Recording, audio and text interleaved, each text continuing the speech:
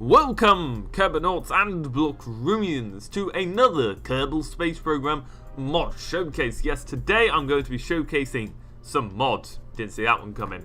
But today we have a few mods. Some I've already showcased before that have been updated for the brand new 1.02 update. So that's the one we're on. If you're on 1.03 or whatever it's called in the future, then of course some of these mods may be incompatible.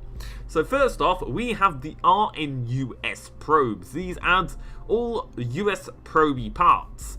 Pretty much all the different probes you could think of or that you could want. Stuff like Galileo spacecraft is on here with its deployable probes.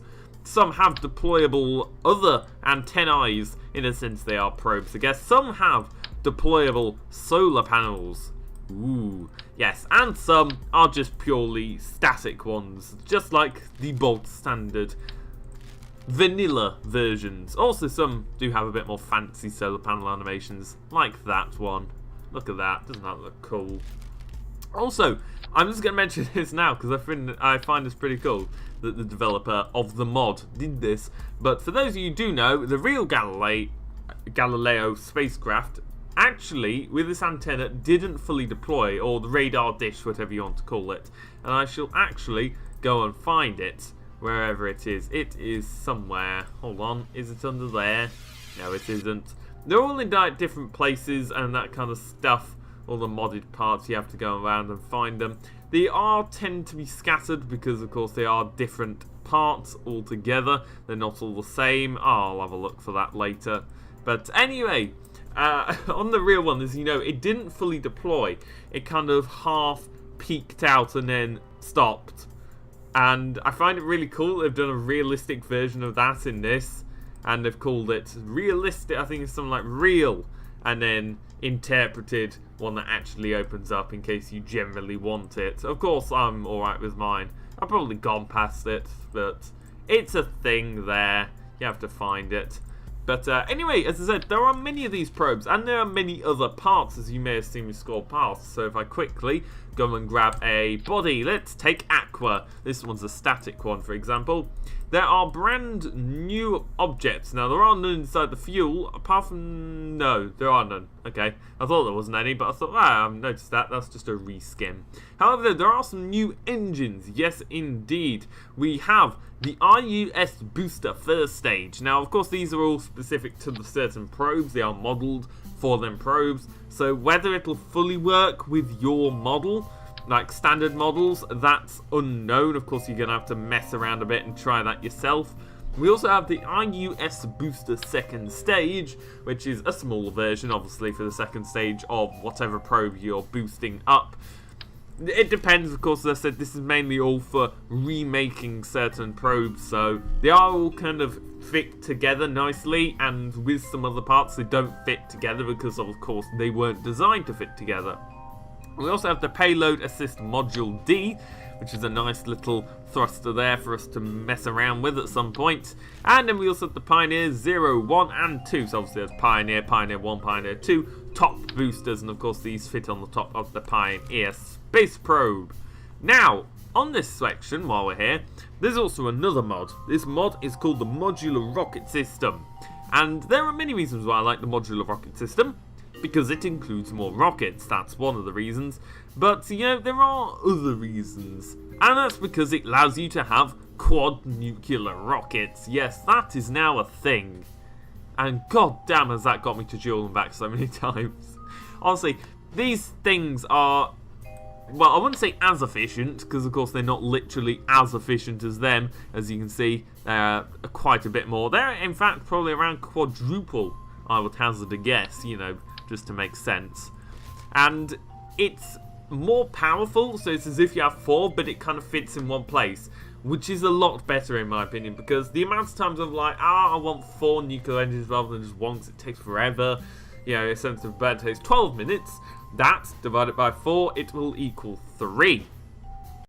But not only are they really actually useful, we also have the Liquid Engine 3.75mm quads. Yes, there is some more quad engines. Bear in mind, this mod was made back in the day when there wasn't any multi engine. I don't know what these are fully called. What are these called when they've got quads? I know there's like they're mounted on a base plate and then they have them. I think it's clusters. That's it. They're rocket clusters. This is a quad cluster. Damn, that's hard to say.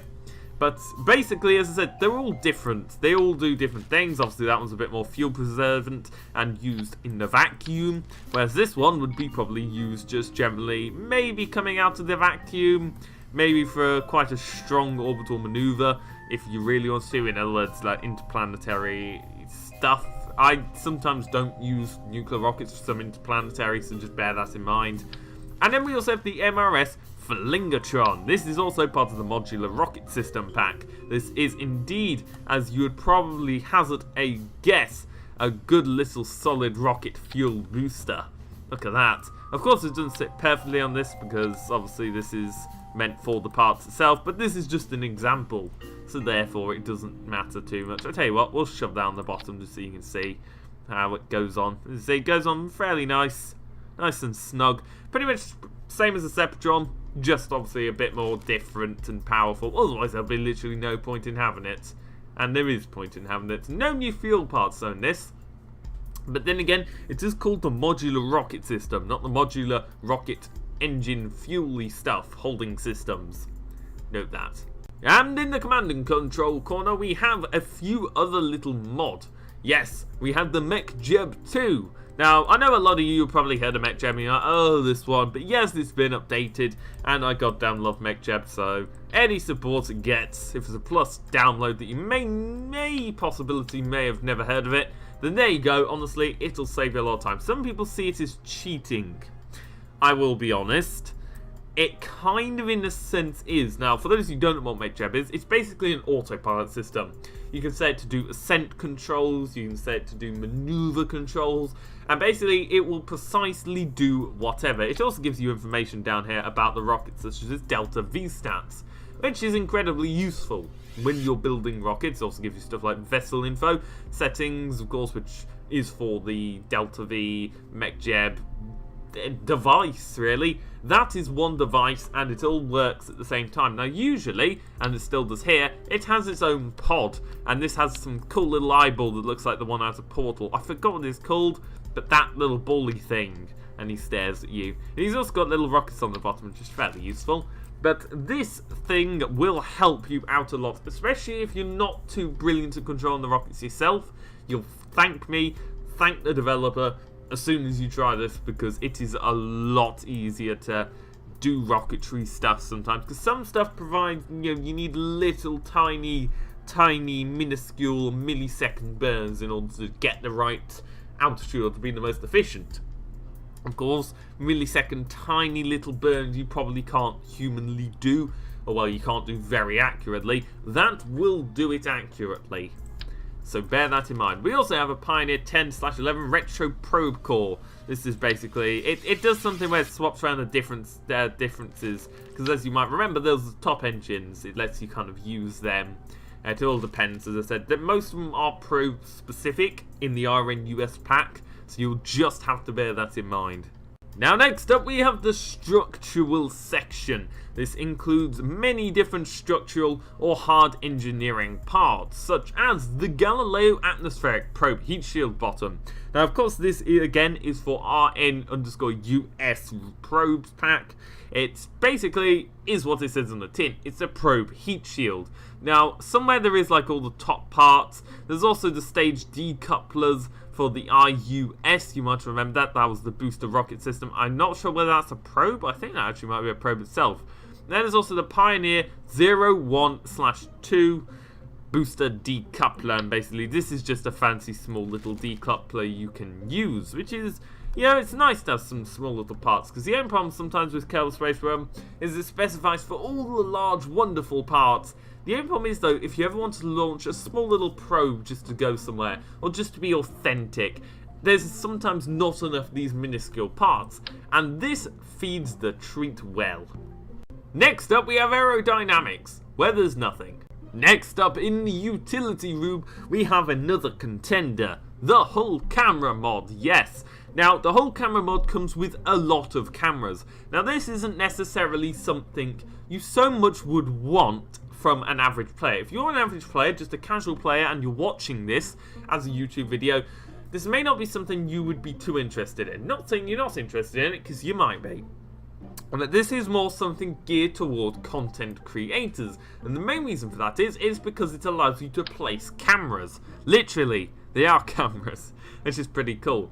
Now, I myself have made the Top Game mission, which is kind of like a Top Gear in game parody on Kerbal Space Program. And in order to do the shots for the Reliant Robin Space Shuttle Challenge, which I attempted myself, basically I had to use stuff like the booster cam and the aero cam and the whole camera deluxe, and even the KSP launchpad cameras, in which you shoot on top of the launch clamps. You put them on top of there. I think I used the FASA for that. That was in a previous video. That's also a good mod. But basically, you pop it on, and you can just have the camera. You sadly can't move the camera, but you can turn it on, you can turn it off, and then you can also switch camera ends. So ones like that, you can switch between them. I'm not too sure if you can switch between cameras directly, although, as I said, this is kind of a thing for content creators, and it's still a little bit buggy. Yes, you can even have a Kerbal Pro camera if you're that GoPro franchise woo thing. But however, it is a little bit buggy. The only problem with it, as I said, obviously, is a little bit buggy. Other than that, it works a dream. Honestly, you can just place a camera there and then hit a button and it literally shows you it. It removes all the HUD and everything if you press the buttons and everything. And you can set it up so you can have like one on the side of a rocket so he sees the plumes of smoke and it lifts up. And it's wonderful. It kind of annoys me a little bit, the fact that there's not a pre-recording option and then a little editing thing like in Rockstar. But you know what? This is as close as we're going to get to proper cameras. Now, I'm well aware there is actually a proper camera mod in which you can customize certain cameras and place them in the place you want. The only problem with that is it's a long time consuming activity. Also the fact that you can't really place them beforehand and have them ready. Once you're flying, you kind of have to position the cameras there. And if you're recording using fraps, you then also got to frantically get rid of it before the rocket goes past, which can be a bit hard. Which you can kind of do with this mod, which is wonderful. And I was on about the Galileo dish. I've just found it here. There's the intended, the one that doesn't break, and the real one, the one that does break, because reasons. Which is just beautiful. Now, there are also a couple of the other cameras on here. There's a nav cam. I don't know whether that's part of it. Yes, that's part of it. And obviously you just place it there. As you see, it's just like a little lens in it, and then that's just what you see. I said, it's a little bit buggy sometimes when you do it so many times. It kind of glitches out the camera and you have to reset the flight. As I said, it's still buggy, but it's the best, in my opinion, for set cameraing you can do. Because you can put all the cameras you want in Kerbal Space Program, but they always end up being a bit wonky and you can't really lock it to the side of the aircraft. With this, you can, which makes it so much more awesome. Also, you can, in a sense, do a realistic to hard mode probe challenge where you attempt to fly a probe just by the one camera or something. You also get wide angle camera and science cameras, which is especially useful.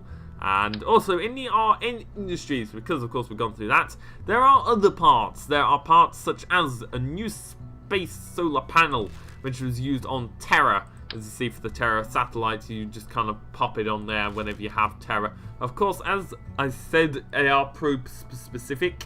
And of course, you do have to keep going throughout all the probes. Once you're building the probe, obviously you would have them all there ready.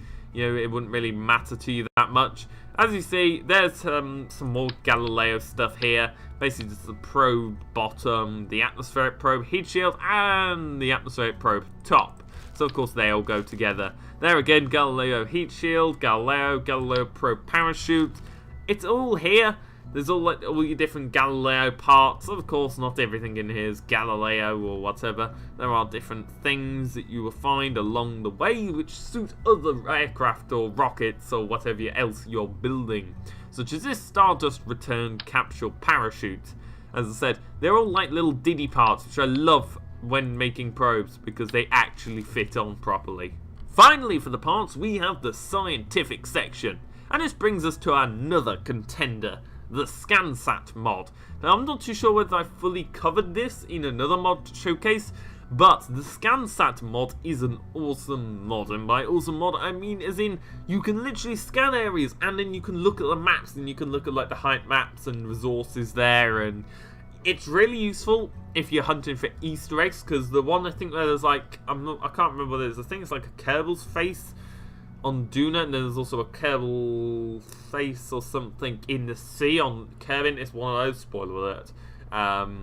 I don't know whether some of them are still around anymore, but basically you scan using that and then you can actually see it on there, which is really cool.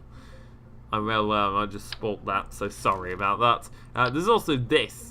This is a camera. I don't know whether this actually came with the camera pack or not, because it's actually called the Odin Industries in association with Probodome, which is actually something in the full game.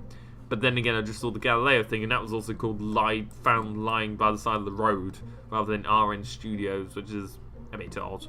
But nevertheless, as you see, in RN Studios, there's also the Galileo Orbital Satellite Scanner, and then there's also the Magellan Orbital Scanner. If you think I'm speaking too fast, that's because there's a lot to go through. There's also the ScanSats, all the different ones you have. So you got your multispectral sensor, ScanSat SAR altimetry sensor, Scan Radar altimetry sensor, and Scan Been There Done That registered.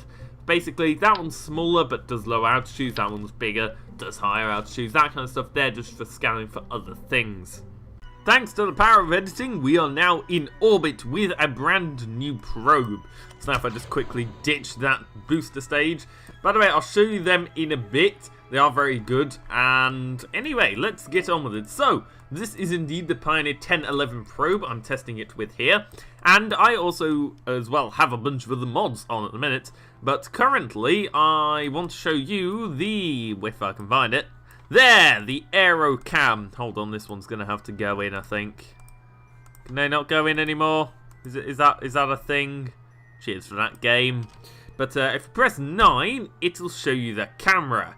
There we go, look at that. And that's a camera of what you should be seeing on the actual camera itself when it's not bugging out. There we go. As you see, you can see the planet there. And this is literally the camera itself. This is what the camera can see. Now, I've paired it up with the custom button 9, and when I press 0, it should disconnect. Now, as I said, there are a few issues, and sometimes it does come to this, so sometimes you have to reload the aircraft. It's not the best mod in the world for cameras, but it's the only one I could find that does the job right, in my opinion. Sometimes you have to... There we go. Oh. See, it can look very nice, though, sometimes. Just when it's floating aimlessly throughout the sky, doing nothing, rotating its solar panels. So with this again re-disconnected from our original booster stage, I can now show you the ScanSat. Now we're going to start off with the ordinary ScanSat, which is the Scan Radar. Now there is a small version, Scan There Done That, however that's only a limited altitude. I want to show you the biggest one and show you how big it is. Look at that monster. And as you see, it then deploys stuff there. Now that's all good and everything. However though, it isn't actually doing anything. So we must analyse our data. As you see, it just tells us everything. Oh, everything's beautiful. So you can indeed use this in, what's it called? Career mode and science mode. And as you go along, eventually it will start, as you can see very finely. If we zoom on a little bit, it should continue to do it. It's continuing to scan the bottom of the Kerbin, if you like, not Earth, Kerbin. And as it's doing so, it is also scanning and showing us the picture. Now, I've got to keep an eye on the electrical charge before that dies on me, because that's the last thing I want. However, those solar panels are already out. Should be fine. But as you see, we are getting a perfect image. However, this one's black and white, because we have no depth scan. This is just simply scanning the terrain. Pardon me on that. So, what could we do to improve this image? Well, we could kick in the classic old multispectra sampleizer, radarizer, scan multispectral sensor. Yes, I knew what that was called. And as you see, pops open nicely. Little sticky thing comes out. If few things rise, and then all of a sudden we now have the multispectral at our vicinity. And I'm not too sure exactly what every single thing does, because I'm not a radiologist. I don't know what radio things look like. But over time, as soon as you go to do it, of course you will start to build up different images. It will get more, what's the word, detailed over time. Now I'm pretty sure multispectral is the colour, although I'm not too sure why exactly it's not picking up colours. So let's kick in the ScanSAR altimetry sensor. This shall scan for the altimeter, or the height of the land. Basically its depth it should do. So let's just analyse some data so we have something to send back home. And now this should also start to scan as well. Bear in mind all these are scanning at once. Our electric is being deprived a little bit. So if we just move it on quickly, as you'll start to see, it starts to pick up different stuff. Of course, it depends exactly where you are, depending on what you pick up and what colours it'll be. But as you can see, that was the bog standard one. That's when we kicked in our multispectral sensor, which hasn't done a whole lot, I will be honest. And then there is indeed the ScanSAR altimetry sensor, which is brilliant. And then we also have this, which is one from the RNUS Pro Pack. And this is a Galileo orbital scanner. Now you can indeed perform an orbital survey. You must be the stellar polar orbit between that to do it, because that is indeed based off the real ones on the game. And by real ones, I mean as in the ones in the base game, vanilla ones, I meant to say. Which is why I like ScanSat, because ScanSat lets you just do it anywhere. You know, stuff it. Let's scan the ground because we want to. However, nevertheless, you can, of course, get your scanner GUI out to the graphical user interface or general user interface. It depends what you want to call it. And, of course, you just do whatever. And as you just go and scan it, it'll then just show you all the data and everything, much like these do. Now, whilst we're here, I might as well show you MechJeb. This is MechJeb 2.5.1.0. And it tells you a lot of stuff. It tells you your vessel info, your max thrust, max acceleration, vessel mass, surface thrust to weight ratio, and crew capacity, as well as current acceleration. That's currently nothing.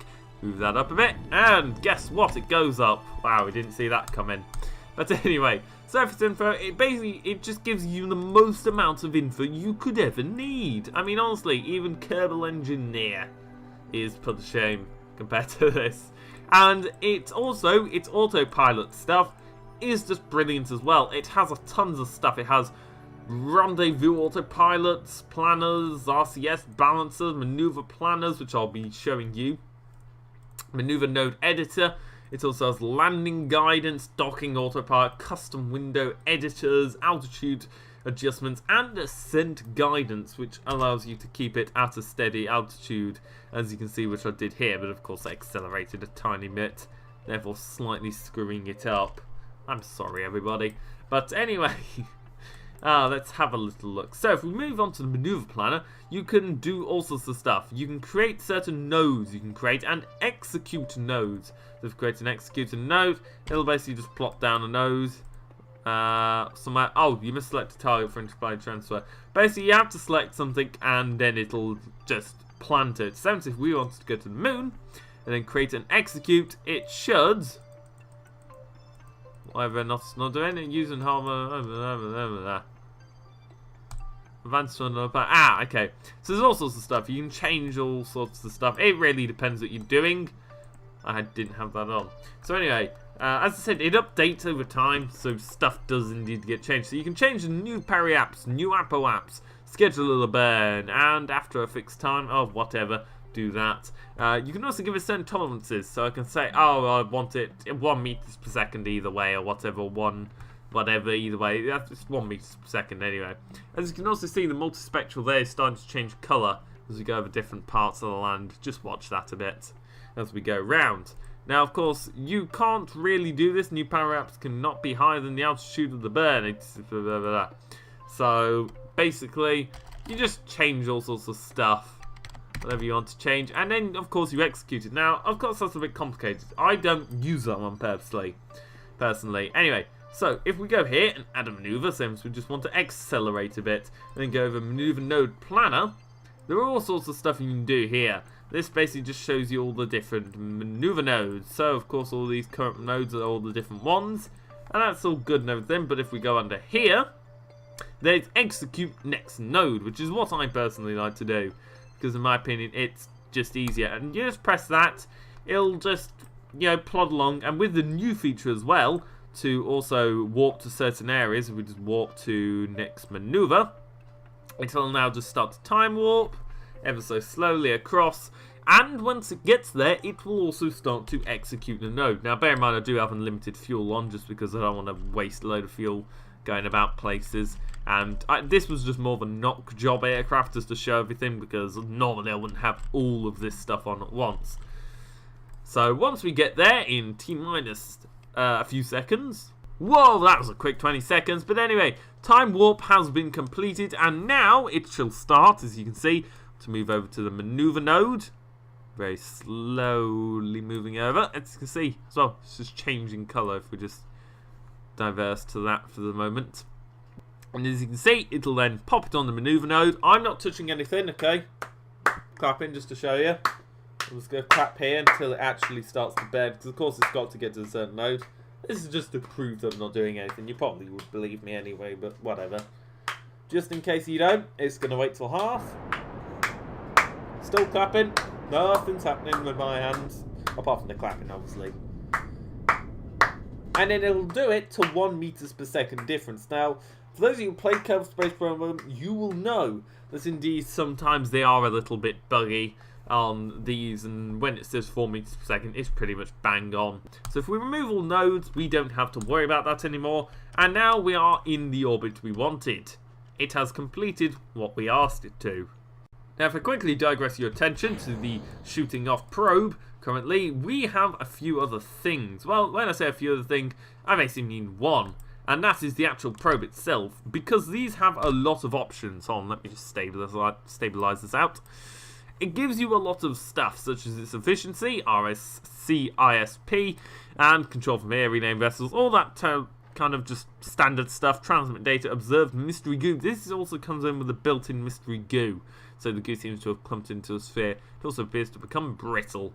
Transmit data. However, as you can see, there's not really anything to properly do it from, but apparently it's found a way. It's interesting. Now, there are different cameras and stuff generally on board, so we can activate the camera, and I don't think there's a way to get off this. I will be back in a minute. Relaunching us back up again, just because I have no clue how the cameras work on this. There are other options, of course. There is the deploy antennas. Now, bear in mind, some of my dodgy placements might cause stuff to clip through each other. However, as you can see, it has all the proper antennas, which makes it just look so beautiful. Look at that. Now you can have proper probes and go to real places. And if you have the real solar system mod on, and you also have FASA on, then literally you can have yourself a NASA simulator. How cool is that? So to end off, I have built ourselves a massive test rack. Ah, look at that strutting. But anyway, that's not the whole point. The whole point is to examine the brand new engines and see what you guys think. So first up, we have the nuclear engine. If we kick that in, as you can see, it has a nice standard blue flame. Nothing too big, nothing too bombastic. And then if we switch to the brand new quad one, I forgot what this is called, this one. The HO. There we go, we're going to call it the HO. The HO quad engines have a fairly similar, not too adventurous with the engine effects here. However, though, on the module D, no, it's not, it's the type B, isn't it? Ah, no, the first stage. The first stage on here. Now, this one's a solid rocket booster, and look at that. Ah, sparky effects. And bear in mind, this is without stuff like cool rockets or hot rocket effects or whatever they're called. This is without anything like that. So now if we go to the second one, which is the module D, as you see, all that spitting out fire like mental. Now if we go to the second launcher, That's going out. Look at that. That one takes a bit of time to launch as well. Some of these top two do. You press it and then it happens. And then finally, the front engines on the Voyager. I'm pretty sure these were the Voyager front engines anyway. Pioneer, that's it. Pioneer top boosters. Give off a nice little spark. Ah, oh, man. See, hire me for parties because I make them fun, kind of. Tell you what, if we shut down these a sec, hold on, hold it there, hold it there. Look at that, that's just like a sparkler system to die for. So anyway, as the Great British flag flies underneath the GB Rocket Science Association place, and all the Kerbals wave goodbye as their space probe floats around endlessly and the Top Gear set is at the other end of the runway. Thank you so very much for watching this KSP mod showcase.